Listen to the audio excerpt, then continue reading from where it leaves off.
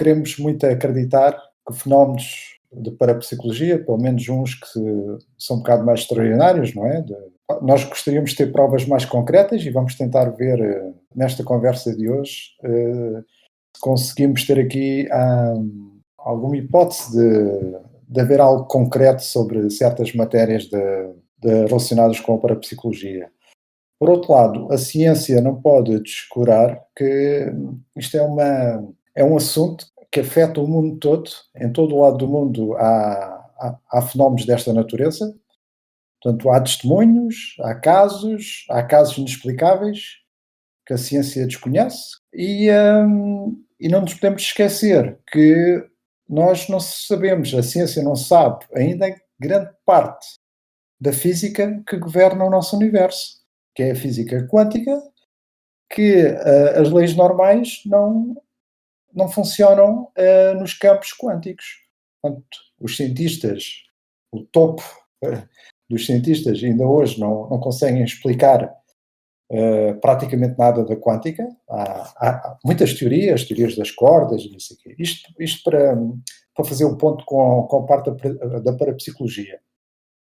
Como a ciência sabe que há matérias desconhecidas, sabe que existem, mas não sabe como é que elas funcionam, há uma hipótese da nossa mente ou de certos casos que têm acontecido do Fórum da Parapsicologia que podem um dia ser explicados por algo que a ciência ainda desconhece.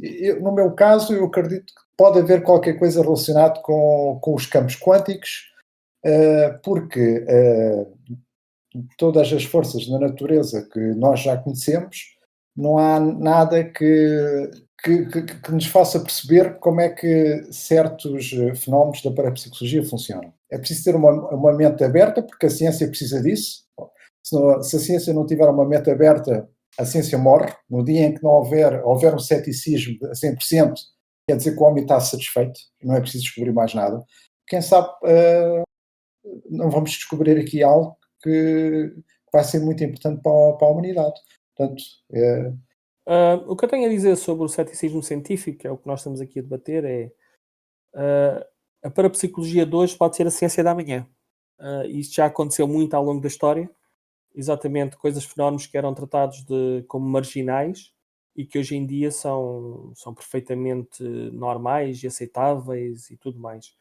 A parapsicologia, como o próprio nome diz, é uma ciência que trabalha ao longo ou em paralelo com a psicologia. Portanto, a parapsicologia tenta trabalhar e estudar coisas que não sejam explicáveis pela psicologia, coisa que a psicologia não consegue lá chegar, não é? E daí ser o porque é difícil quantificarmos cientificamente o processo da parapsicologia. Não é? Portanto, mesmo a própria psicologia tem essa dificuldade científica. Portanto, o stress pós-traumático foi uma coisa que tem poucos anos.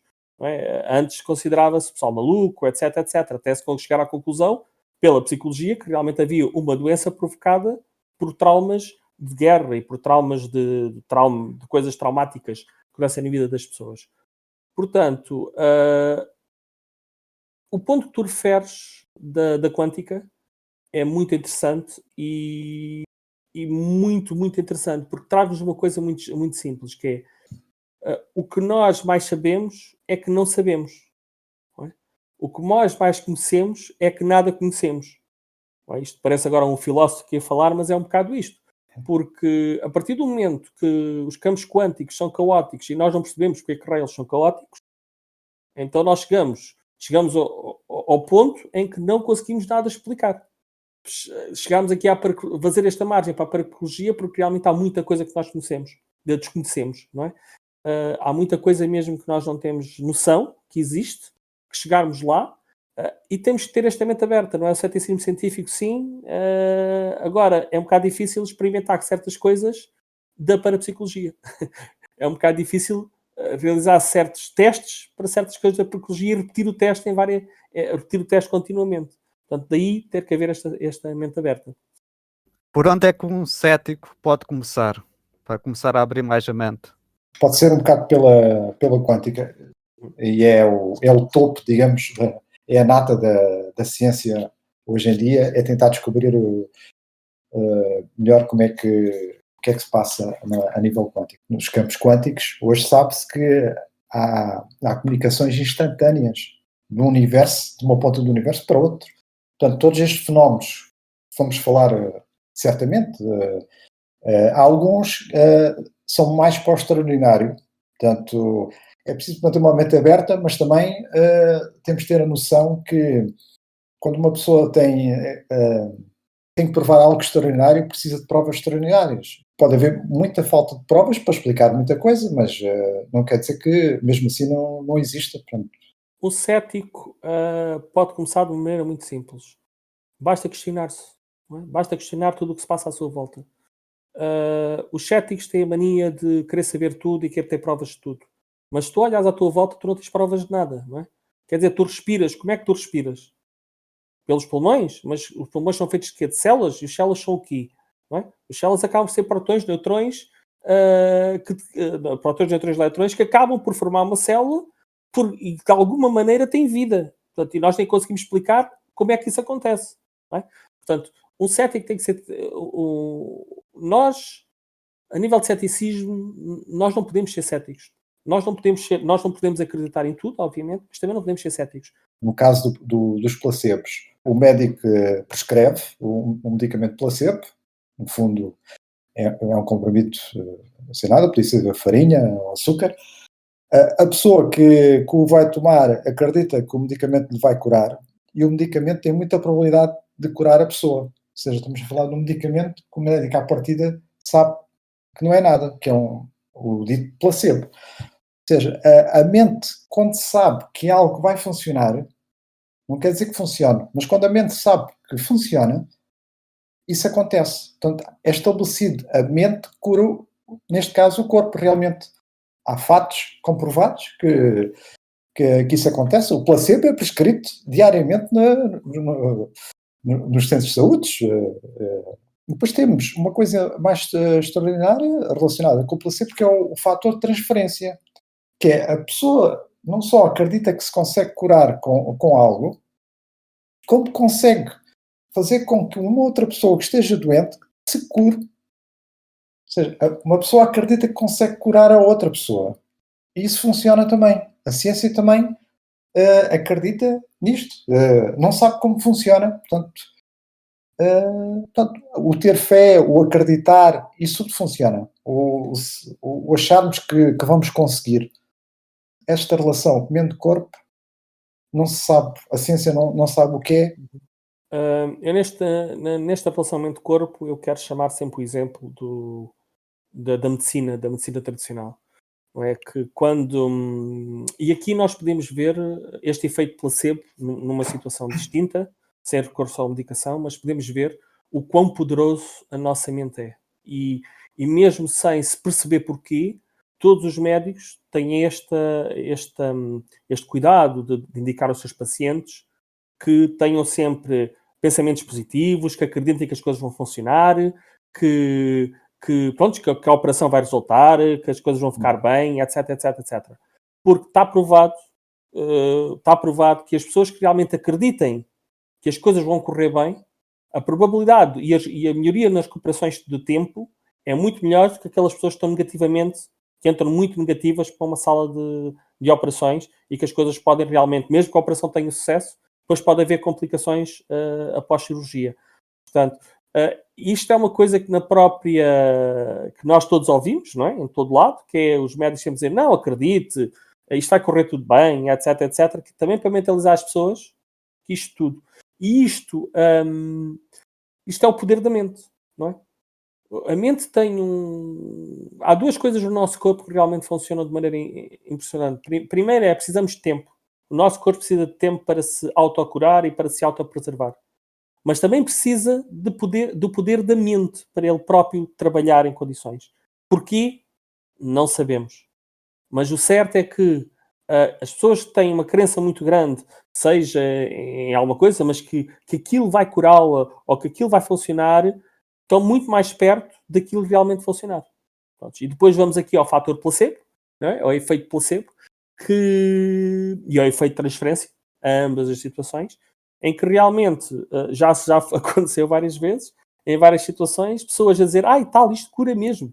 E é um comprimido de açúcar não sei quê, ou um comprimido completamente normal para uma dor de cabeça ou coisa assim, e aquele grupo de pessoas, há um grupo de pessoas que de repente começa a tomar aquilo e realmente melhoram sem que o comprimido tenha qualquer componente química para realmente ajudar na situação que as pessoas estão a ser ajudadas. Portanto, e isto tem tudo a ver com o poder da mente e tem tudo a ver com aquilo que estamos hoje a falar com a parapsicologia, porque a ciência normal não consegue explicar. A própria psicologia não consegue explicar. Não é? Relativamente às chamadas crenças índigo, portanto, é uma crença que estará marcada para algo grandioso. Neste momento, eu não tenho nada. Se me dissessem, por exemplo, que Jesus Cristo seria uma crença índigo, dizia, pois, olha, tem um caso, se Jesus Cristo realmente existiu, e se as crenças índigo possam ser uma realidade, Eu não vejo, e toda a pesquisa que fiz e de tudo aquilo que tinha conhecimento, a crença índigo não é propriamente uma crença que seja um novo Messias ou um Messias. É simplesmente uma criança, ou pronto, e daí a parapsicologia já tem identificado algumas crianças índigo, bastantes até, porque não são crianças que têm algo fora do normal, ou algo demasiado desenvolvido. Não é? Como, por exemplo, crianças que podem ver auras das pessoas, terem uma audição mais poderosa, terem algo diferente, melhorado em relação às outras pessoas. Não é? Ao invés de ter uma deficiência num dos sentidos para melhorar o outro, têm tudo normal e têm mais esse sentido extra. Não é? Mais essa percepção extra. Pronto. Ou seja, há quem diga que as crianças indicam é a evolução natural do ser humano. Portanto, se nós continuássemos no processo de evolução natural, que já vimos no episódio passado que não estamos a continuar, por vários motivos, se tivéssemos continuado na situação da seleção natural, provavelmente haveria coisas tipo melhorarmos os nossos ouvidos, melhorarmos a nossa sensibilidade. Havia uma série de situações que nós iríamos evoluir e que estas crianças indigo, digamos, já estão um passo à nossa frente. Não é? Não é que elas sejam diferentes do resto das crianças. E essas crianças indigo tornam-se adultos depois, não é? Mas simplesmente têm estes sentidos um pouco mais desenvolvidos. Como é que distinguimos então as índigo de sobredotados? As sobredotadas são crianças que, à luz da ciência normal e da psicologia normal, são explicáveis. As índigo não. A criança índigo não tem que ser extraordinária. Não é? Não tem que ser, quando eu estou a dizer extraordinária, é assim, não tem que ir para uma televisão, não tem que fazer uma seita, não tem que fazer uma religião. Será que a manipulação energética pode ser aplicada na medicina tradicional? Pode e é. Pronto, a manipulação energética consiste na ideia, vamos chamar assim, consiste na ideia em que o nosso corpo é constituído por dois tipos de energia. A energia positiva e a energia negativa. E que nós, para estarmos bem, estas duas energias têm que estar em sincronia. E têm que estar em equilíbrio. Nem muita positiva, nem muita negativa. Tem que haver um equilíbrio entre elas.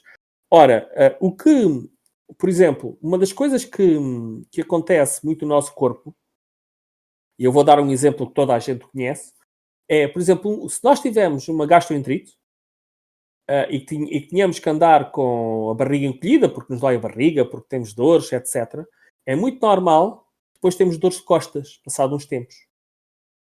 Ora, isto, a nível de fisioterapias, é lógico, porque os músculos das costas vão estar contraídos numa posição que não é natural. Ok? Mas, a nível energético, o que a parapsicologia defende, vamos dizer assim, e que tem razão em vários sentidos, é que toda a má postura e a contração muscular está a contrair, e que quanto mais energia negativa for acumulada nesses setores, mais a pessoa vai ficar destabilizada. Portanto, mais provável é a pessoa vai continuar a ter mais dores, que depois passa a ter a dor de barriga, a dor de costas, e depois pode passar a ter dor de cabeça, e depois pode deixar de ter força, porque é um fluxo que vai continuando. Porque a energia negativa é uma coisa muito fácil de ficar acumulada. Portanto, nós temos tanta tensão no nosso dia, o stress, as posições físicas, quanto mais velhos estamos, menos vamos acumulando sempre posições erradas no corpo. Portanto, daí ser tão importante o exercício, o ir a uma esplanada de verão, sair à noite, porque são tudo coisas que a nossa mente usa para reequilibrar-se ela própria. Porque se quando uma pessoa, por exemplo, está deprimida, se ficar sozinha, a única coisa que vai continuar é ficar deprimida, e cada vez mais, e cada vez mais, e cada vez mais. E isto tudo é a acumulação de energia negativa, neste caso da depressão, é pela mente. A própria mente é que provoca este tipo de situações. Pois há várias técnicas da psicologia, da parapsicologia e mesmo da medicação, apesar da medicação não atacar este problema, e esse é um problema, porque é por isso que a medicação é difícil de funcionar, quando não se tem consciência destas situações, porque se a pessoa não for reequilibrada, isto não funciona. Eu aqui acredito bastante nesta manipulação energética. Mais uma vez, é a relação mente-corpo, pode fazer toda a diferença nestes casos, em que nós podemos, através da nossa mente, uma certa harmonia, podemos designar energia positiva, negativa, pode haver outros termos, mas estes aqui são bons. Se nós focarmos numa coisa positiva que nos está a acontecer de negativo, e como muita gente diz, aquele exemplo podemos ver um copo meio cheio ou meio vazio, eu acredito nisso. Isso faz toda a diferença ver um copo meio cheio, em vez de o ver menos vazio.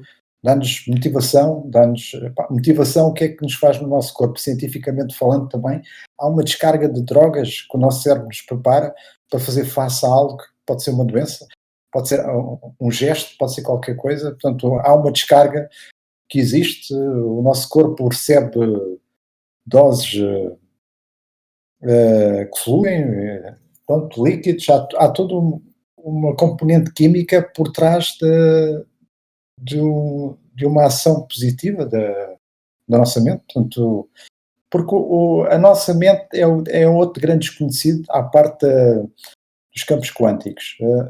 Nós sabemos tanto sobre a nossa mente como sabemos sobre os tais campos quânticos. Portanto, são dois campos por explorar, e quando a gente vê que há um resultado, como acontece também na quântica, a gente sabe que há resultados, não sabemos explicar. Aqui com a nossa mente é a mesma coisa. A gente sabe que nós temos uma atitude positiva, ou achamos que algo nos vai curar, isto está a funcionar. E o que acontece na ciência muitas vezes é que está a funcionar, mas a gente não sabe explicar, vamos avançar. E deixam a porta aberta para outras áreas da paramedicina. A manipulação energética consiste, em termos da parapsicologia, consiste exatamente em uma pessoa externa ao ser, portanto, uma pessoa externa a essa pessoa, conseguir e ter a habilidade de fazer o reequilíbrio energético da outra pessoa, não é? E sim, existem vários lados disso. Aliás, existem vários lados, inclusive, de situações a nível médico, não é?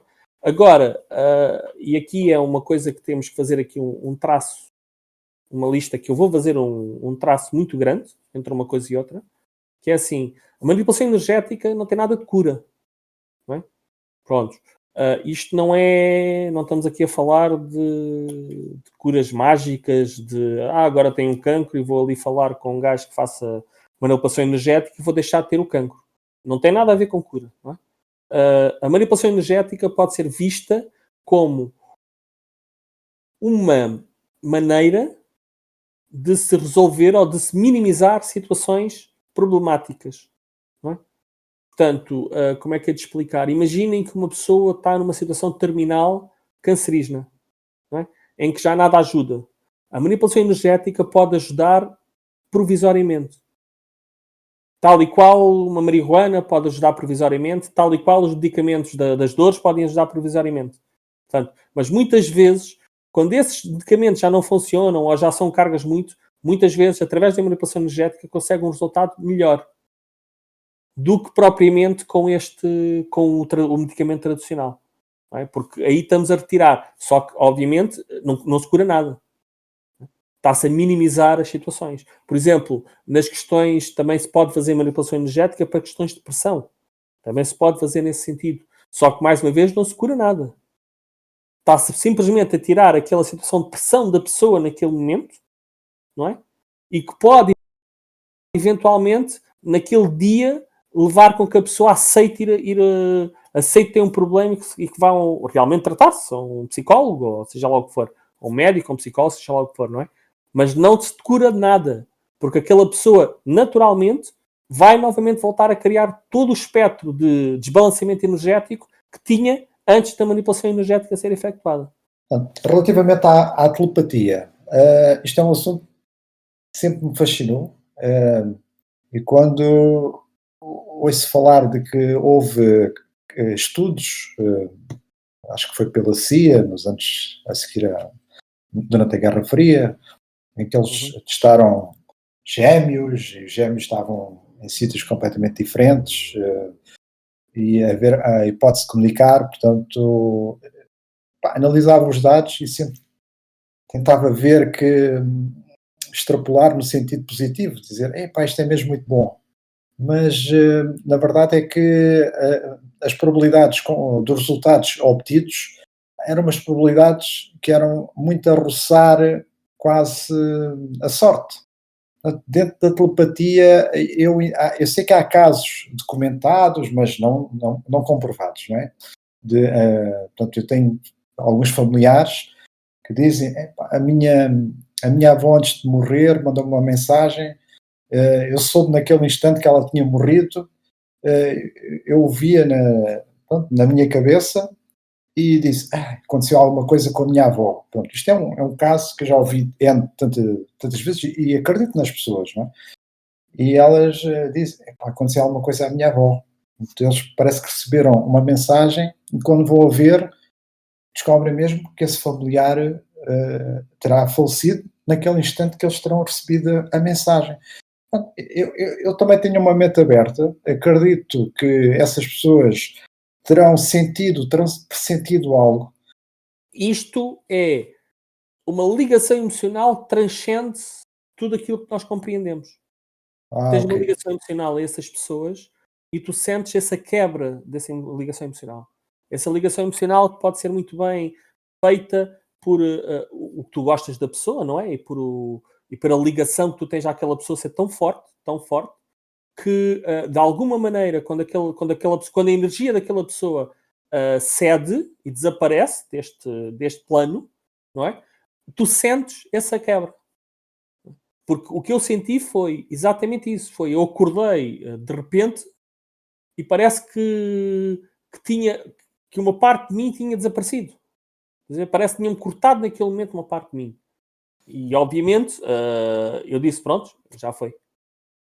Foi o meu pai que faleceu. Pronto. E foi o meu avô que faleceu. Porque é assim, também lá está. Eu estava na expectativa disso acontecer, não é?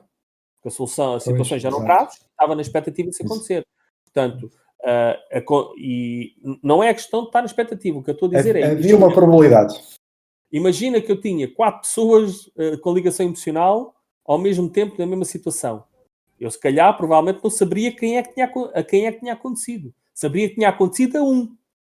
Não é?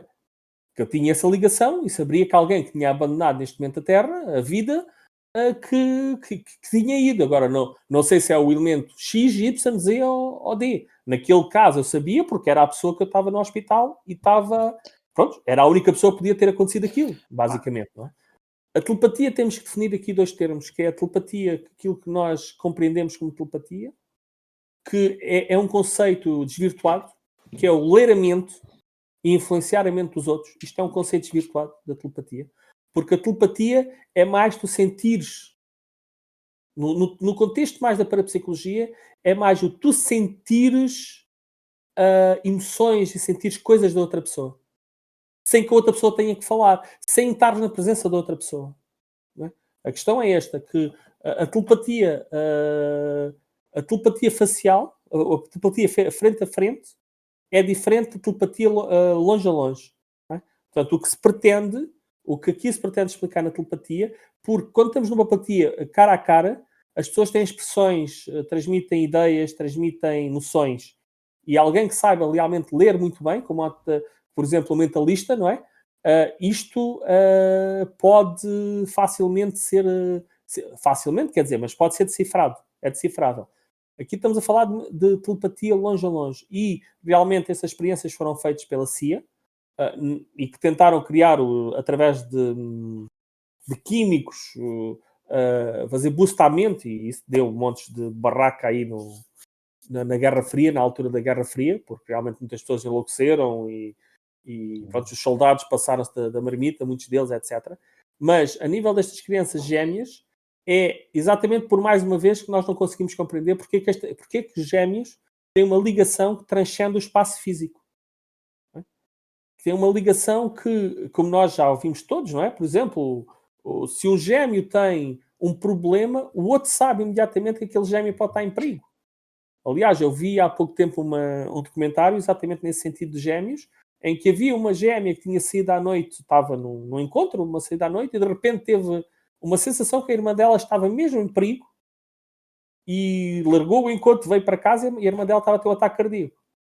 E não tinha conseguido chegar ao telefone para chamar ajuda. Portanto, porquê que isto acontece? Mais uma vez temos que ir... Isto transcende a telepatia. Isto é o que eu digo que chamo de ligação emocional. Isto é uma ligação emocional extrema que não como a minha, que é casual, mas que parece que nos gêmeos há uma continuidade permanente desta ligação entre os dois gêmeos. Acho que no caso do que a ciência chegou à conclusão, e acho que eles pararam os testes já há muitos anos, foi isso, é que isso é algo espontâneo. É uma ligação que transcende o cérebro, não é? Uma ligação, é uma corrente emocional. Como é que funciona? Não fazemos a mínima ideia. Não é? A física não consegue explicar. A quântica, sim, consegue. Mas porquê que há este L quântico, vamos dizer assim, não se consegue perceber. Não é? Prontos, mas o certo é que existe. E que não é um gêmeo, não é dois gêmeos, não é três gêmeos, são praticamente todos os gêmeos no mundo, não é? Que partilharam aquela experiência no útero, de serem gêmeos. Parece que depois, quando voltam e que são separados, quando saem cá para fora e estão separados, que aquilo nunca chegaram bem a ser separados. Mas isso tem como base as pessoas conhecerem-se? Ou dois estranhos poderão ter essa ligação? Não, tem por base as pessoas conhecerem-se. Porque é preciso o link, uma ligação muito forte. É preciso que seja estabelecida uma ligação que vai além da ligação sentimental normal. Não é? É preciso ser alguma coisa, por exemplo, um pai para filho, ou um irmão, ou um gêmeo para um gêmeo, não é? São coisas que transcendem um pai para filho, uma mãe para filho, não é? São coisas que transcendem. Aliás, repara, há aquele fenómeno que ninguém consegue explicar, que é a super-mãe. Que é, por exemplo, se um filho estiver em perigo, uma super-mãe ou um super-pai, se um filho estiver em perigo, parece que as pessoas têm capacidades sobre-humanas. Força sobre-humana, passam através de fogo e não se queimam. Há uma série de coisas que não são explicáveis. Os chamados poderes psíquicos, que certas pessoas dizem que têm, que ao longo da história sempre, sei lá, desde que a humanidade vive em sociedades, há certos indivíduos que dizem que terão nascido com certos poderes, conseguem ver o futuro, conseguem sentir algo, comunicar com os espíritos. Antigamente eram as bruxas também, portanto, toda uma série de... Portanto, temos pessoas também no anonimato que podem adquirir quase espontaneamente este tipo de habilidades, que dizem que sentem que, como disseste, um familiar seu estará em perigo, portanto, será também um tipo de poder psíquico, sentirem algo que estará para acontecer, vem um grande acidente, a chamada também intuição feminina, o sexto sentido, de que algo que está a acontecer, não sabem explicar, então mas porque é porque é que fizeste isso? Como é que sabias? Pá, não sei explicar, mas sabia que isto ia acontecer aqui um acidente ou qualquer coisa, a escada ia cair. Portanto, a intuição também pode ser trabalhada. Há aqui duas partes. Há uma pessoa que pode nascer um bocado profissional do assunto, começa a aprender uma série de truques, isto será a minha opinião, e vai aprendendo a trabalhar este tipo de poderes, ou seja, a mente permite um jogo que a sociedade num todo pode não se aperceber. Podemos falar também de ilusão dentro de um grupo e de uma pessoa que estará, de alguma maneira, a manipular a percepção. E há pessoas que podem estar, que ganham dinheiro com este tipo de ramos, e provavelmente muitas delas ajudam os outros com este tipo de poderes. Por exemplo, quem não conhece os videntes, não é? Há sempre qualquer coisa que eles acertam, e há pessoas que dizem que acertaram em tudo. Quando falamos da percepção extrasensorial ou do sexto sentido, ou da intuição feminina, que basicamente são coisas a chamar tudo são chamar coisas diferentes ao mesmo ao mesmo conjunto de situações, não é?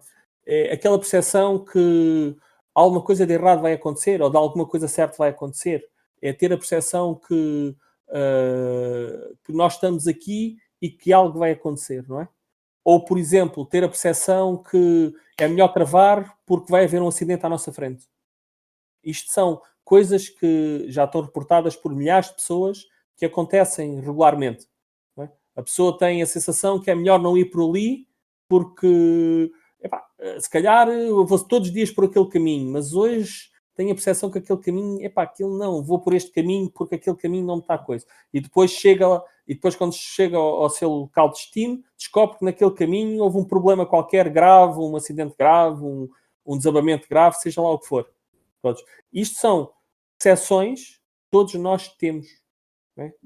Pequeninas, maiores, muitas vezes, não vamos fazer isto porque não me parece que isto hoje vai resultar desta forma, é melhor fazer de outra forma. Se calhar é melhor pedir isto a outra pessoa, que eu hoje parece que isto não tenho a sensação que isto vai correr bem, e realmente, se pedindo a outra pessoa, era o caminho certo, porque se fizéssemos daquela maneira, as coisas não iam resultar, não era parecer. E isto é o sexto sentido, a intuição feminina. É quase. Agora, isto acontece a muita gente, praticamente todos nós já passamos por alguma situação deste género. O que é isto? Não faço a mínima ideia, ninguém sabe o que é. Depois vamos para a precognição. A precognição é a capacidade de recebemos informações, o nosso cérebro captar informações de algo que ainda não aconteceu. Não é? E que, por exemplo, eu vou dar o exemplo do 11 de setembro. O 11 de setembro foi pródigo neste tipo de situações. Pessoas que sentiram que ia acontecer alguma coisa nesse dia, que um avião ia cair, que ia haver problemas nas torres. Isto aconteceu a milhares de pessoas, a centenas de pessoas, pelo menos. Há centenas de relatórios nesse sentido. Houve pessoas que ligaram para as forças de segurança a perguntar se havia algum problema com as torres gêmeas na altura.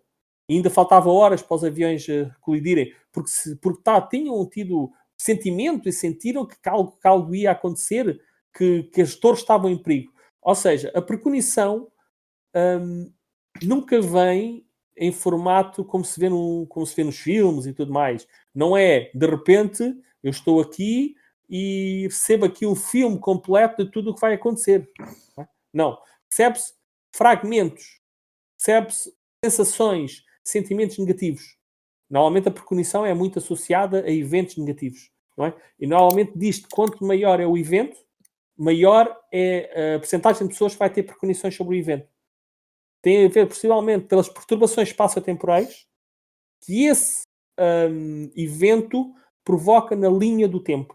Para matar com alguns casos da ciência que, de alguma maneira, tentou investigar esses casos mais ditos dos videntes. Portanto, são casos muito excepcionais. Portanto, temos o Nostradamus, que quase todos conhecem, e quando as pessoas querem acreditar, dizem as 3 coisas que ele acertou.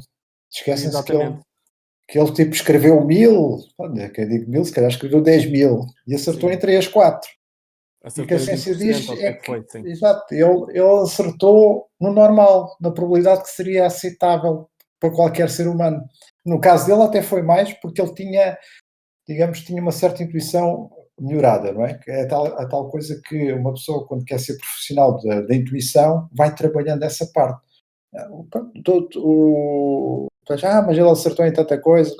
Se forem ver bem, não é bem assim e as coisas já não se tornam tão excepcionais. Portanto, vou falar também de um caso, continua a ser um fenómeno, que é o Edgar Cayce, que é um vidente, talvez dos mais conhecidos psíquicos da humanidade. Ele acertou em bastantes coisas, que se formos ver aquilo que ele acertou, ficamos maravilhados. Portanto, acertou nas alterações climáticas, que acertou que íamos viver quase até aos 100 anos, portanto, uma série de coisas que ele acertou, mas de alguma maneira é a tal coisa que eu há bocado disse, se nós formos a ver bem como é que está a ciência, como é que está a ser feita a evolução de certas coisas de ramos da ciência, nós conseguimos atirar, pelo menos para daqui a 50 anos, como é que vai ser o mundo. Por exemplo, ele não acertou, ele disse que Nova Iorque ia ser destruída. Acho que foi por um evento catastrófico, já não me lembro o que era, mas, por exemplo, em 1980, ele até atirou, arriscou e falhou.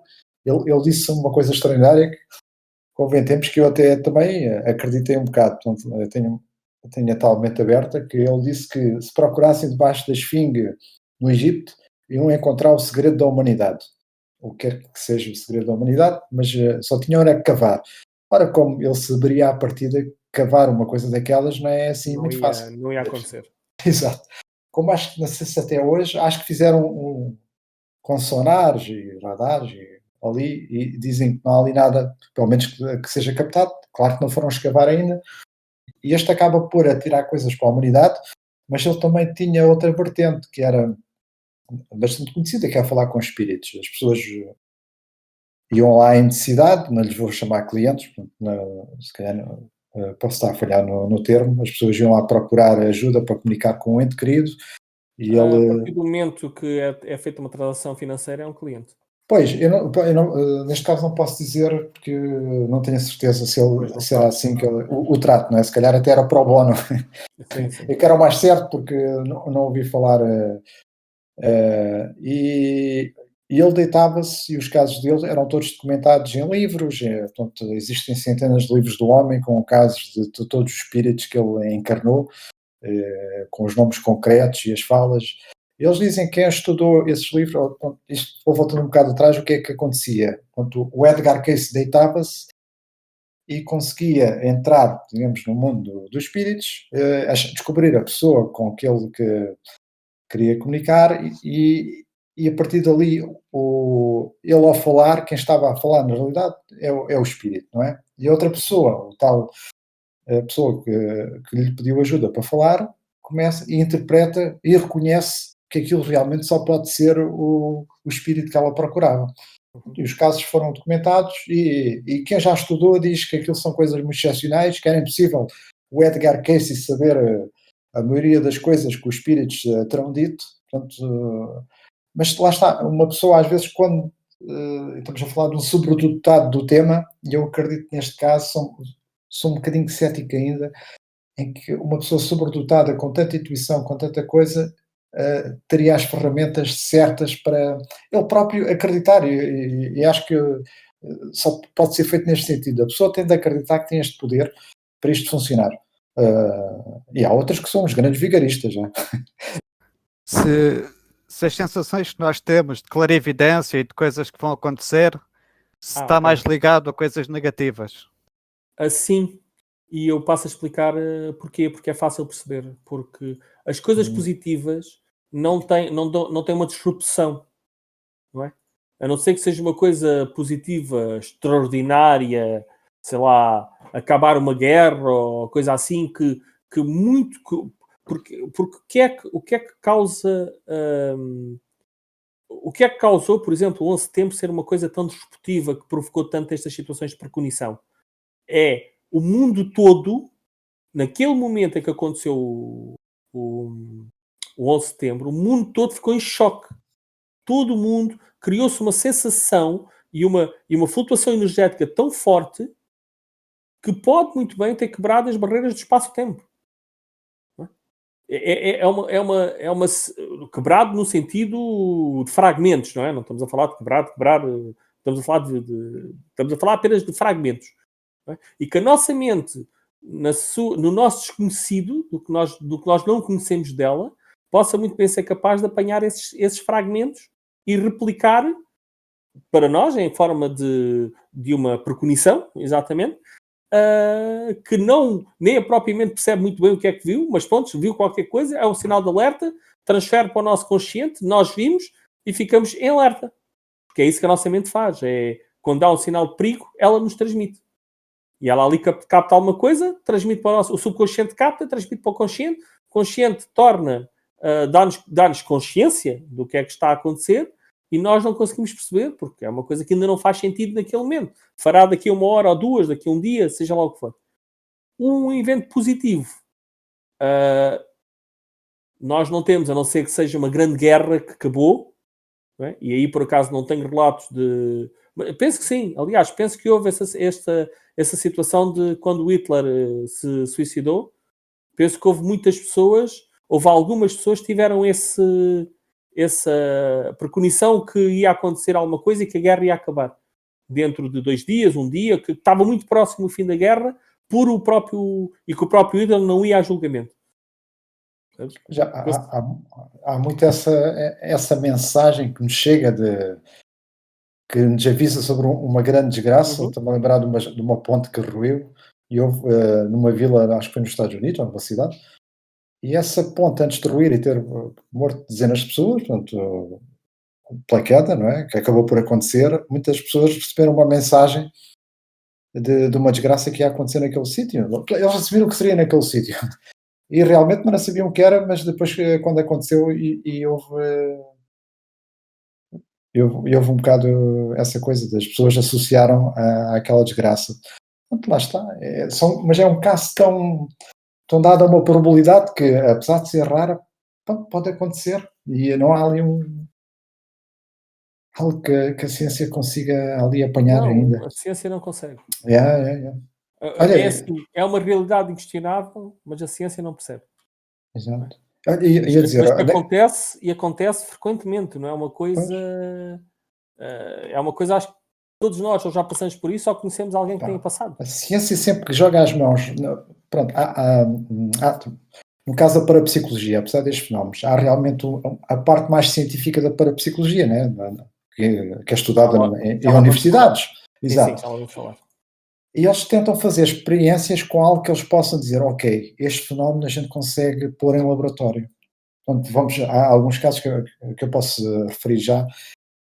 O tabuleiro Ouija, por exemplo, a gente sabe, as pessoas sentam-se numa mesa e tentam que um certo espírito comunique com eles portanto, num grupo de pessoas, e ele, às tantas, a mesa começa-se a mexer, portanto, toda a gente relata isto e não sabe mesmo porquê, e saem todos assustados porque havia realmente um espírito ali e que mexeu ali. E eles disseram, ok, neste caso o Michael Faraday, já não me lembro, deve ter sido há cerca de 100 anos ou mais, fez uma experiência em que ele foi falar com as pessoas que ele tinha mais confiança dentro dessa área, juntou-as e sem elas saberem ele preparou ali um pequeno engenho. Ou seja, espalhou umas folhas, eu vou só resumir, espalhou umas folhas em cima da mesa, estavam um bocado atadas, isso era no sentido de perceber se era a mesa que se mexia sozinha ou se havia uma força, digamos, uma motora dos braços de alguém que fazia mexer a mesa. Ora, é claro que ele ficou desiludido quando no final deu que houve alguém do grupo de pessoas que realmente partiu dali a força da mesa se mexer. Basicamente, o sentimento de déjà vu, que é que toda a gente...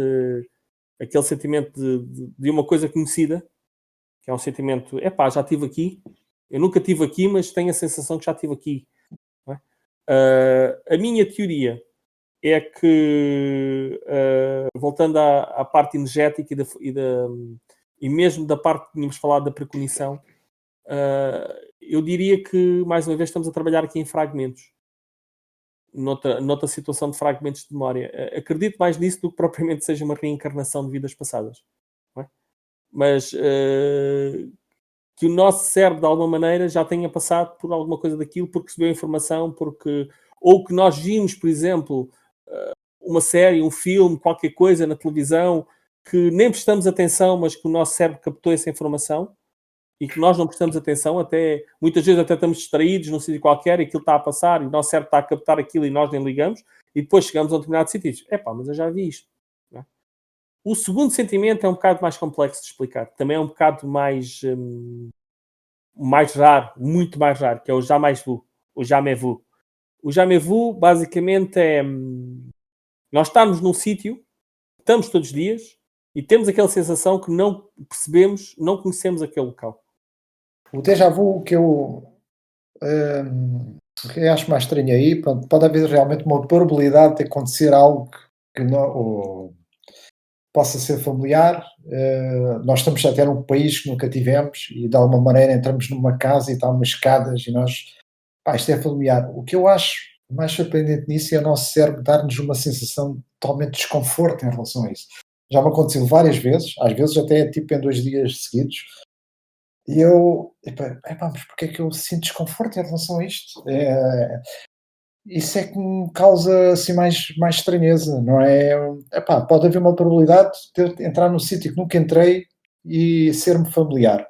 Pode acontecer, já aconteceu, mas o cérebro leva-me quase a entender aquela coisa realmente paranormal, que é tipo a falha na matriz, ou uma dimensão alternativa, ou qualquer coisa. O nosso cérebro está a receber informações. Exato. Eu ter recuado no tempo, exato. Dá para informações isso. que não sabemos de onde. Não é? Dá para isso por causa da maneira com que o nosso cérebro processa o acontecimento. Não é uma coisa do género nos dizer, ok, isto é familiar, não é algo que seja feito dessa maneira, é algo tipo, uau, isto é estranho, isto é esquisito. Em relação à reencarnação, como é que funciona com o aumento da população? A teoria da reencarnação funcionará se tivermos um veículo.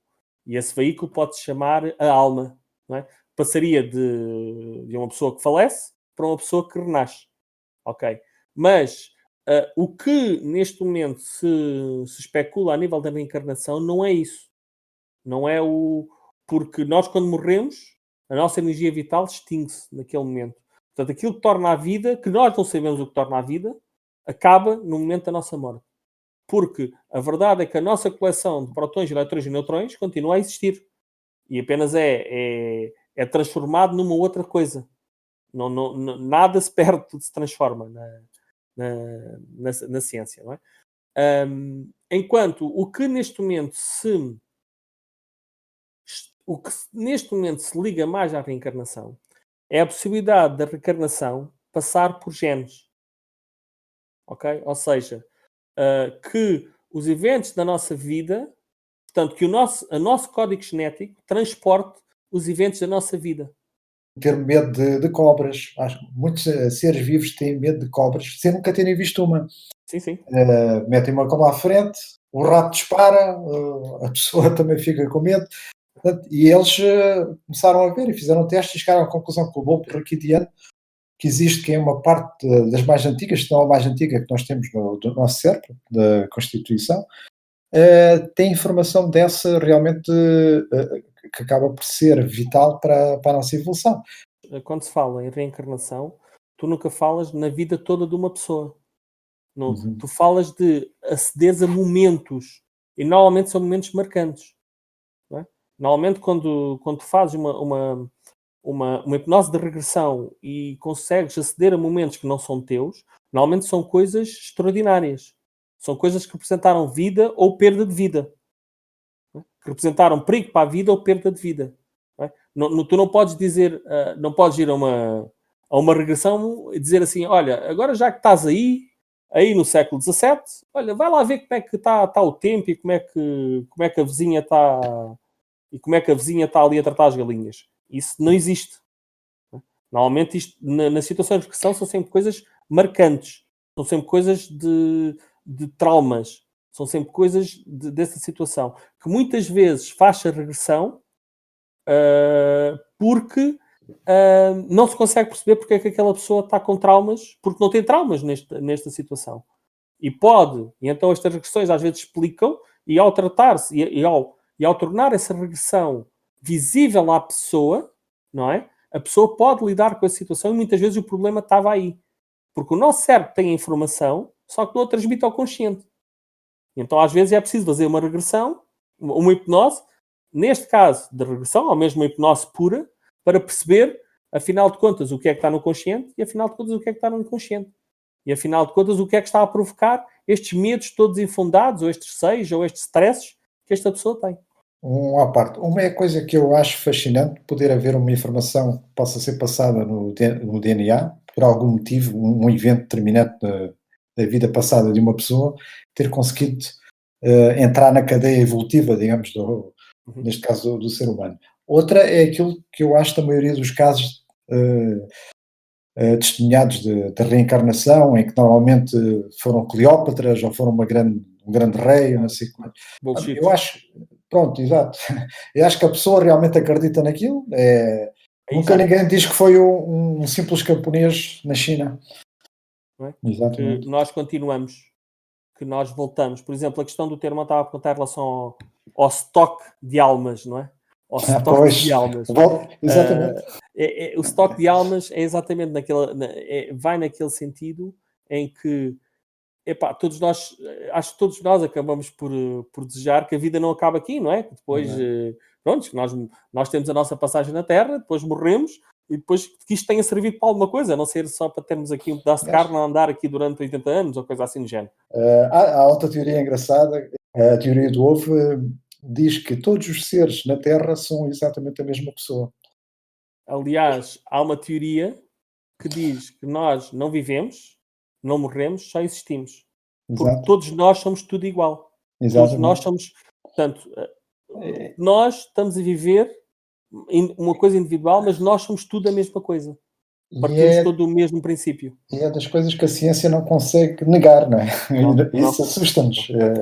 E aproveitando e falando logo do tema que está ligado a este, que é a reprogramação mental, que aqui já vamos entrar um pouco mais na parte mais científica da coisa. Porque a parapsicologia, hoje em dia, em muitos lados do mundo, Brasil e outros sítios do mundo, já é uma ciência reconhecida, já tinhas mencionado, licenciatura, mestrados, doutoramentos, etc. Mas é na área clínica, parapsicologia clínica. E a parapsicologia clínica trata muito daquela questão, quando os psicólogos já não conseguem, então vamos fazer um pouco mais. E esse pouco mais, muitas vezes, tem a ver com as técnicas de regressão, seja no passado, seja hipnose de regressão em tempos de criança, por aí adiante. Tudo para identificar momentos de traumas, de fobias, a origem de certos medos que a pessoa tem, não é?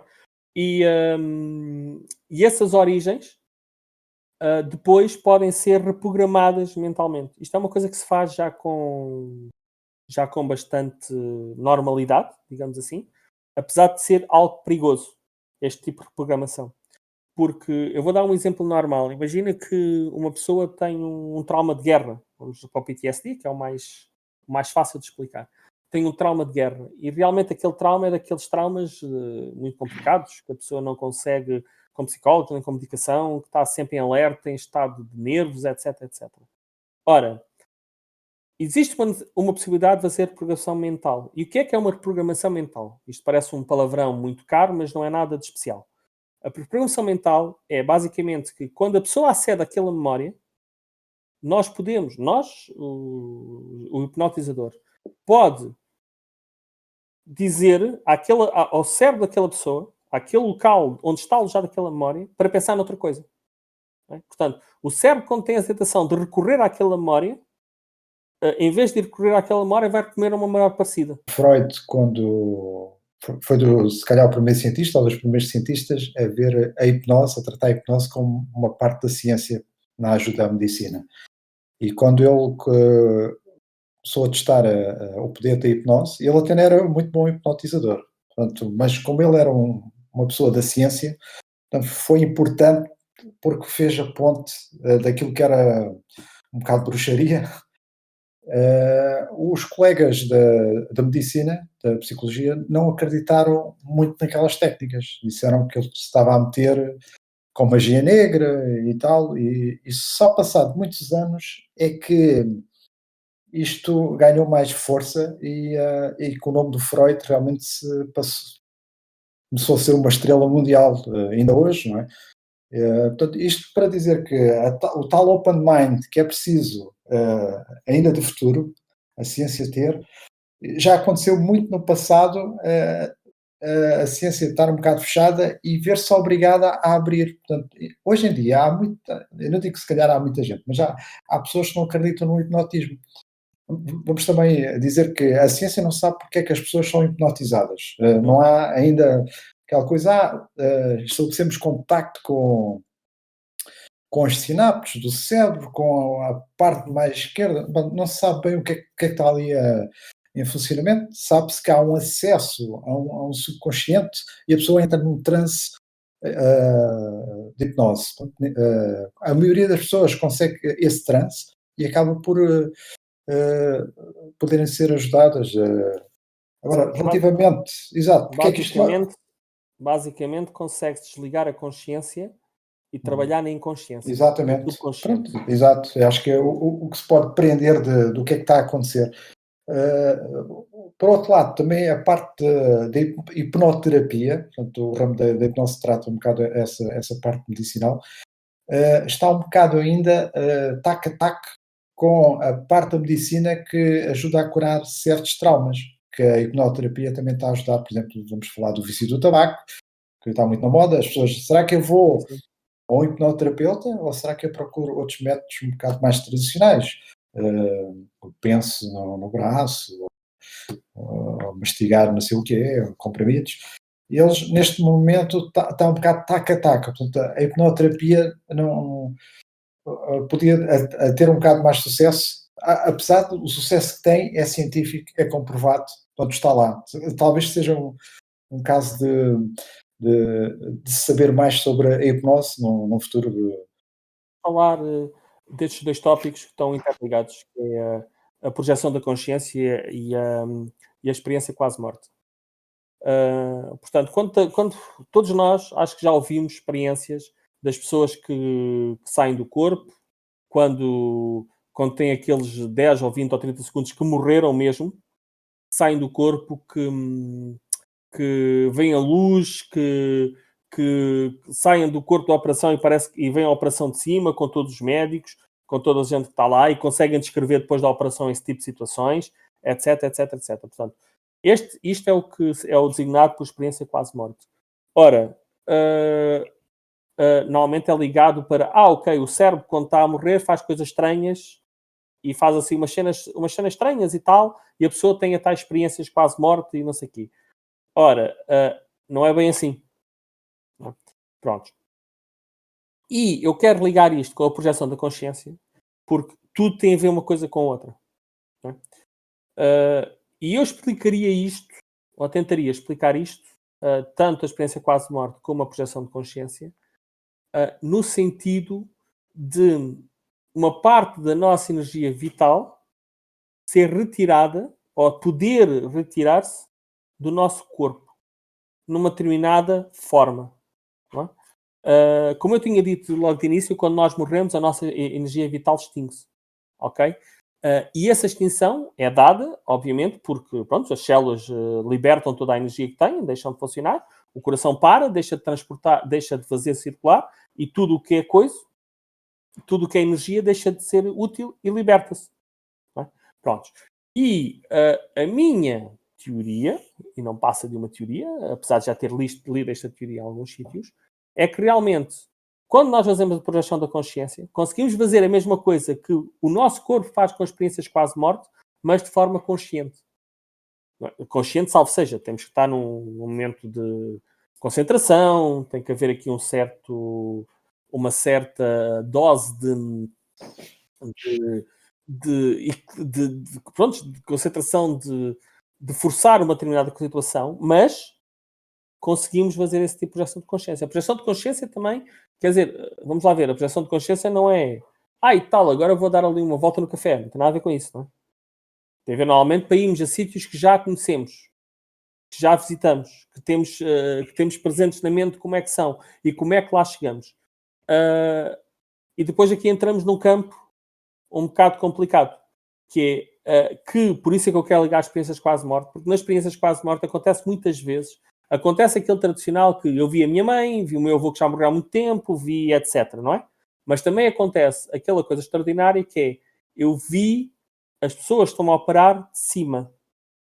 Tenho ainda uma ideia um bocado cética em relação a isso, mas gosto muito daquela vertente romântica de quando a pessoa está numa experiência de quase morte, aparece no céu, no paraíso, com uma série de entes queridos que já foram, e nisto o ente diz-lhe, ainda não está na tua hora, e nisto a pessoa acorda na operação, onde quer que esteja, e recorda-se dessa experiência. Eu tive com o meu avô, mas o meu avô disse, ainda não está na tua hora, e nisto eu acordei.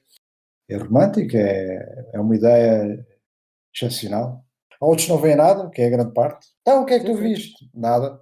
Nada. Fónix, nada, mas tiveste 2 minutos morto. Não viste nada, és um falhado. Fónix. Uns veem, outros não veem. O que é que a gente está a pensar disto? Mas, não, a ciência, nisto, é isto que a ciência não gosta. Eu separo isso nestas duas vertentes que eu te disse. O cérebro realmente fazer, mostrar-nos. E depois é assim, nós já estamos influenciados, não é? Se nós tivermos uma experiência de quase morte, quase que o nosso cérebro vai fazer aquilo que nós estamos à espera que ele faça. Mesmo durante a noite. A questão da projeção, nas experiências de quase morte, a projeção para fora do corpo, isso aí já é mais complicado de explicar. Pois, isto eu da minha maneira de ver, interpreto como uma intuição, uma capacidade lá está, de certas pessoas terem uma intuição tão boa que o próprio cérebro, o próprio subconsciente conseguiu retratar aquilo e a probabilidade de acertar, apesar de ser pouca, acertou na maneira como tudo foi feito, que havia um médico loiro e não sei o quê, que ele nunca viu. Pode haver essa probabilidade, mas pode não ser, pode ser uma coisa mesmo que a pessoa tenha conseguido. A verdade é que nós não recebemos, o nosso cérebro recebe muito mais informação do que aquilo que nós recebemos, não é? A clarividência, basicamente, é a capacidade de se ver ao longe, ou de se ver através de objetos sólidos, não é? E foi feito uns testes muito interessantes há pouco tempo. Era um conjunto de crianças que eles encontraram, que basicamente ter uma venda ou não ter uma venda, para eles, liam perfeitamente normal um livro. Quando se colocava, pronto, as crianças sabiam ler, liam o livro normalmente. Quando se colocava à venda, a criança ficava ali tipo um minuto a tentar ver o que estava através da venda, e a partir do momento que começava a ler a venda normalmente. Tudo o que estava lá. Depois existem aqueles testes que se fazem, que é as pessoas de costas e o outro troca as determinadas cartas, que a pessoa consegue acertar em 80% a 90% das situações. Portanto, e este tipo de clarividência é inexplicável, não é? É completamente inexplicável. Quer dizer, a questão de uma venda ou de um bloqueio facial e conseguir-se vir atrás do que está ali é mais explicável, apesar do extraordinário, mas consegue melhor explicar mais, tem a ver com a manipulação do próprio campo visual ou a própria capacidade visual dessa pessoa ser diferenciada em relação à nossa normal. Agora, a questão de ver ao longe, ou ver de costas, isso já é um bocado mais complexo.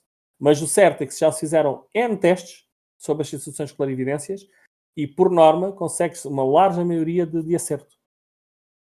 Mas não é para todas as pessoas, são para algumas pessoas com características especiais também.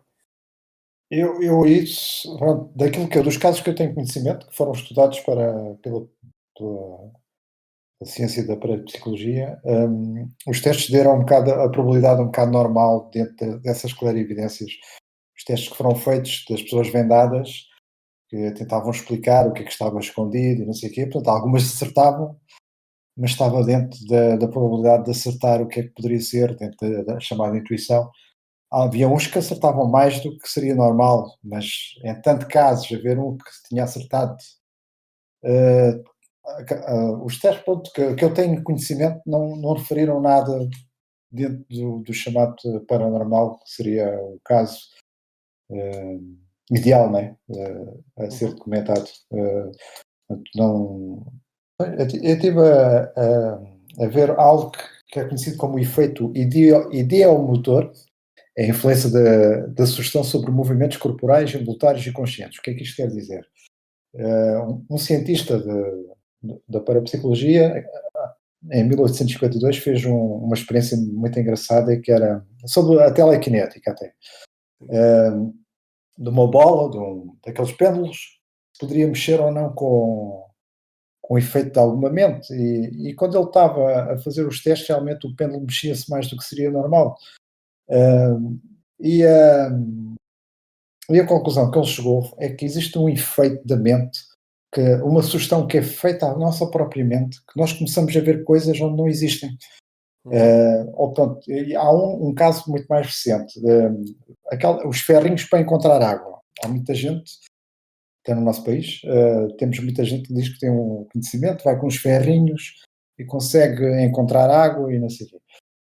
Eles fizeram esse teste a várias pessoas, com provas dadas, entre aspas, e meteram garrafões de água escondidos, mas outros garrafões tinham areia. Então as pessoas iam lá com essas coisas e diziam: é aqui que está a água, é aqui, tenho a certeza que aqui está a água. E os ferrinhos mexiam-se mesmo.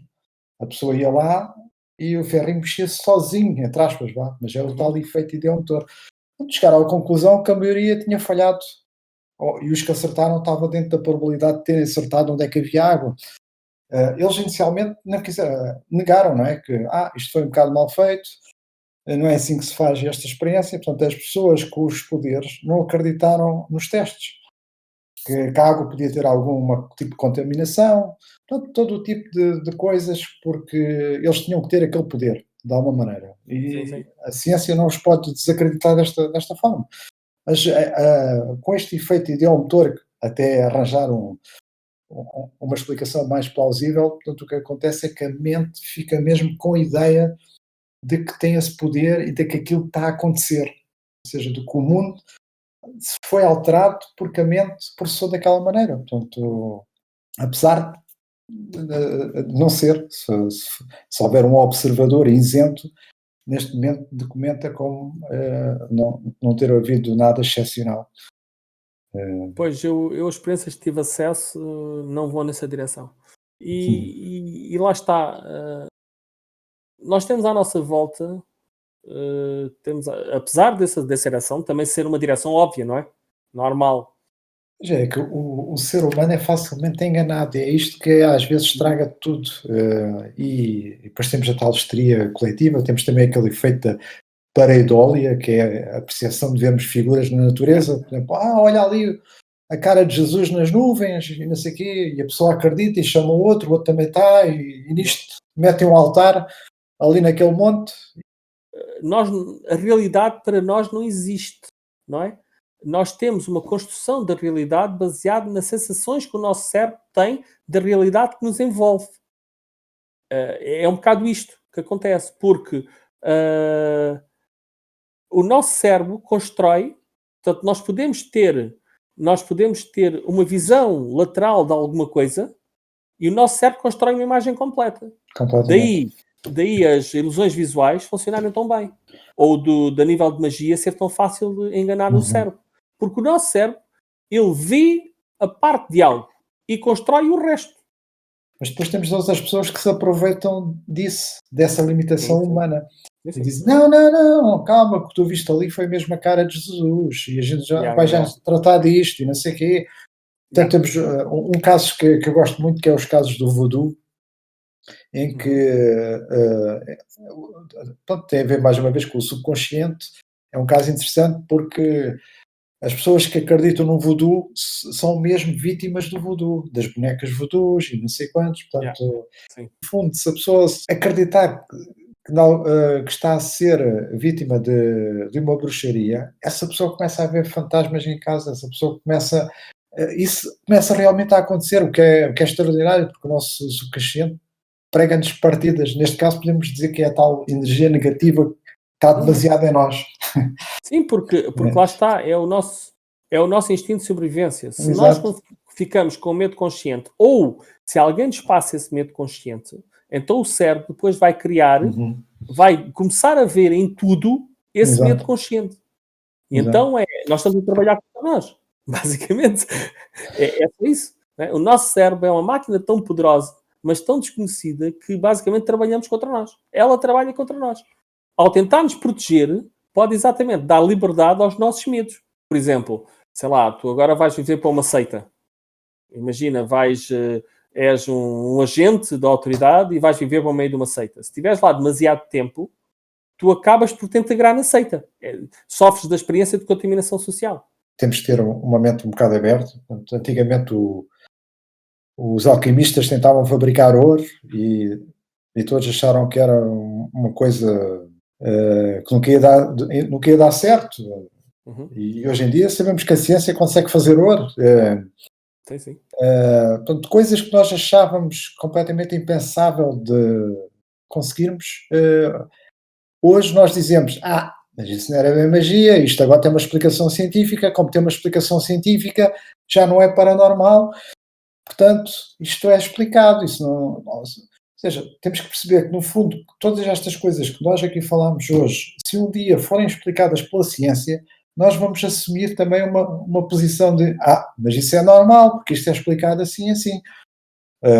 Na física quântica há coisas completamente extraordinárias que nós sabemos que se passam, portanto, nós vamos ter que entrar em caminhos que a física normal não se rege. Todo um mar de coisas estranhas podem realmente acontecer e ter acesso a essas dimensões, ou o que quer que sejam, podem realmente catapultar cá para fora toda uma série de coisas que até hoje nós não falámos dela, mas se calhar amanhã ainda são mais extraordinárias que muitas das coisas que nós falámos aqui. E tenho a certeza que dentro do ramo científico, daqui a 100 anos, haverá coisas que nós não fazíamos completamente ideia e que, se hoje nos dissessem sobre isso, nós ficávamos completamente maravilhados.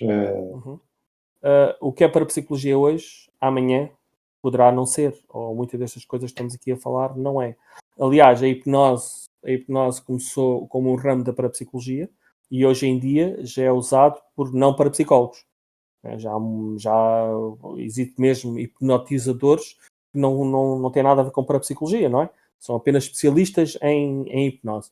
Nós acabamos de ter aqui um episódio de bastante tempo a falarmos de uma coisa muito simples. Estamos a falar daquilo que não sabemos, que é da mente. Nós estivemos aqui a tentar a falarmos das capacidades da nossa mente, não é? E dos limites ou não limites da nossa mente. O que é uma coisa fantástica, não é? Se formos realmente ver, é isso que estamos nós aqui, que não conseguimos perceber a nossa mente, estamos a falar exatamente da nossa mente.